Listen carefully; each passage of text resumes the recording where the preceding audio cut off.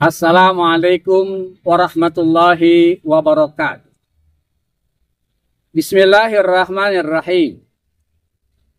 Alhamdulillahilladzi ja'ala rajaba minal ashhuril hurumil fadilah. Fasanna fihi sawmal nafilah. Istidadan li Ramadanal mubarakah. Amma kaum muslimin yang dirahmati Allah. Hari ini kita berada di penghujung bulan Sya'ban. Itu artinya beberapa hari lagi kita akan kedatangan tamu agung yang selalu dinantikan kedatangannya oleh setiap hamba yang beriman kepada Allah. Dialah bulan suci Ramadan, bulan yang penuh berkah. Tamu terhormat yang akan datang membawa segudang peluang dan kesempatan emas bagi kita. Kenapa dikatakan demikian? Tak lain karena di bulan Ramadan terkandung kemuliaan dan keistimewaan yang besar, yang tak bisa dijumpai pada bulan-bulan lainnya. Pahala ibadah dilipat gandakan. Doa-doa dikabulkan, dosa-dosa diampuni, pintu surga dibuka, sementara pintu neraka ditutup. Rugilah orang-orang yang tidak bertemu dengannya. Namun akan lebih rugi lagi mereka yang menjumpai Ramadan, tapi tidak mengambil sesuatu yang manfaat dari. Oleh karena itu, kita perlu mempersiapkan diri dengan sebaik-baiknya untuk menyambut kedatangan bulan yang penuh berkah, sehingga kita dapat memanfaatkannya secara maksimal untuk beribadah, mendekatkan diri kepada Allah Subhanahu wa Ta'ala. Bukankah kita merindukan datangnya bulan Ramadan sejak awal masuk bulan Rajab? Sebagaimana doa yang kita panjatkan ke hadrat Allah Subhanahu wa Ta'ala. Allahumma barik lana fi Rajab wa Sya'bana wa balighna Ramadan. Ya Allah, berkahi kami di bulan Rajab dan Sya'ban dan sampaikan usia kami berjumpa dengan bulan Ramadan. Insya Allah doa kita dikabulkan Allah Subhanahu wa Ta'ala. Sebentar lagi kita akan masuk ke Ramadan. Kita sambut kedatangan bulan suci Ramadan dengan penuh sukacita. Marhaban ya syahrul Ramadan. Selamat datang bulan Ramadan. Kami sambut kedatanganmu dengan penuh sukacita. Kaum muslimin yang dirahmati Allah. Ada beberapa sikap terpuji yang dilakukan para ulama soleh terdahulu dalam menyambut kedatangan bulan suci Ramadan yang penuh barokah. Pertama, sambutlah Ramadan dengan perasaan gembira dan bahagia. Dalam sebuah hadisnya Rasulullah Muhammad SAW bersabda, "Man fariha bidukhuli syahrul Ramadan, harramallahu jasadahu 'alan nir." Barang siapa yang bergembira dengan datangnya bulan suci Ramadan, maka Allah haramkan jasadnya tersentuh oleh api neraka. Saudara, kegembiraan yang terpancar dari wajah kita dengan datangnya bulan suci Ramadan ini bukanlah karena adanya peluang keuntungan dunia, atau karena adanya peluang untuk mencari pahala sebanyak-banyaknya. Akan tetapi jauh dari itu karena besarnya peluang untuk menggapai ridha Allah Subhanahu wa Ta'ala. Kedua, sambutlah Ramadan dengan pengetahuan yang mendalam. Ilmu tentang ketentuan puasa atau yang sering disebut dengan fikih puasa merupakan hal yang wajib dipelajari oleh setiap muslim. Minimal tentang hal-hal yang menjadi sah dan tidaknya puasa.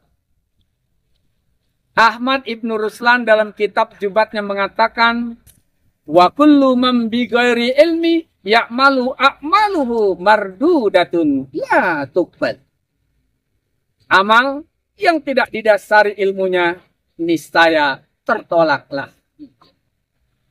Oleh karena itu, pada bagian ini persiapan-persiapan yang bisa dilakukan dengan banyak bertanya, mengkaji dan membaca. Orang akan mampu mengerjakan sesuatu dengan sempurna dan riang gembira jika ia tahu ilmu.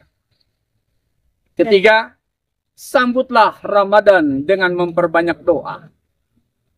Bulan Ramadan selain merupakan bulan karunia dan kenikmatan beribadah, juga merupakan bulan tantangan. Tantangan menahan nafsu dari perbuatan maksiat, tantangan menghadapi godaan syaitan dalam beribadah, tantangan untuk menggapai kemuliaan malam Lailatul Qadar, dan tantangan lain. Keterbatasan kemampuan kita dalam menghadapi tantangan tersebut dan keterbatasan kemampuan kita dalam meraih sebuah keinginan mengharuskan kita untuk selalu berdoa agar bersikap optimis dalam ibadah di dalam bulan suci Ramadan. Karena kata Nabi, doa silahul mu'min. Doa itu senjatanya orang-orang yang beriman. Dan Allah berfirman dalam hadis qudsinya, ud'uni astajib lakum. Berdoalah kepadaku, niscaya akan aku kabulkan.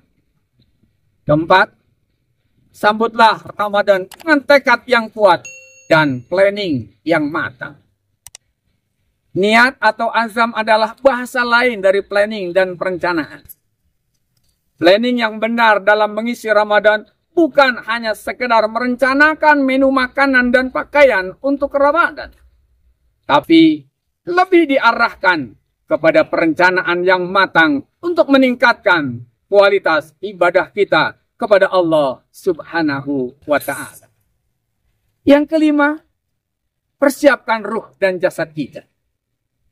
Rasulullah Muhammad SAW dan orang-orang soleh tidak pernah menyia-nyiakan keutamaan Ramadan sedikit pun. Rasulullah dan para sahabat memperbanyak puasa dan bersedekah pada bulan Sya'ban sebagai latihan sekaligus tanda kegembiraan menyambut datangnya bulan suci Ramadan. Dengan mengkondisikan diri pada bulan Sya'ban untuk berpuasa, bersedekah, dan memperbanyak ibadah, kondisi ruhiyah akan meningkat, tubuh akan terlatih untuk berpuasa. Di sisi lain, tidak akan terjadi lagi gejolak fisik dalam proses penyesuaian yang kadang-kadang dirasakan oleh orang-orang yang pertama kali berpuasa, seperti lemas, demam, dan sebagainya.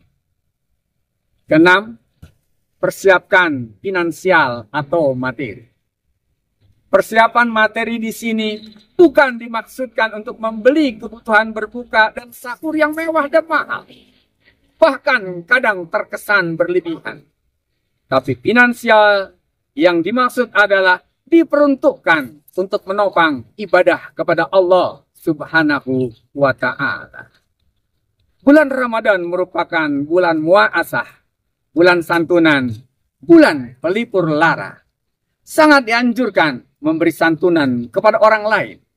Betapapun kecilnya, pahala yang sangat besar akan didapat manakala ia memberi makanan berbuka kepada orang-orang yang berpuasa, sekalipun hanya sekedar satu butir kurma. Mudah-mudahan Allah pertemukan kita dengan bulan Ramadan yang mulia dan dapat mengisinya dengan ibadah kepada Allah Subhanahu wa Ta'ala, sehingga Ramadan tahun ini merupakan Ramadan terbaik dalam perjalanan hidup kita. Wabillahi taufiq wal hidayah. Wassalamualaikum warahmatullahi wabarakatuh.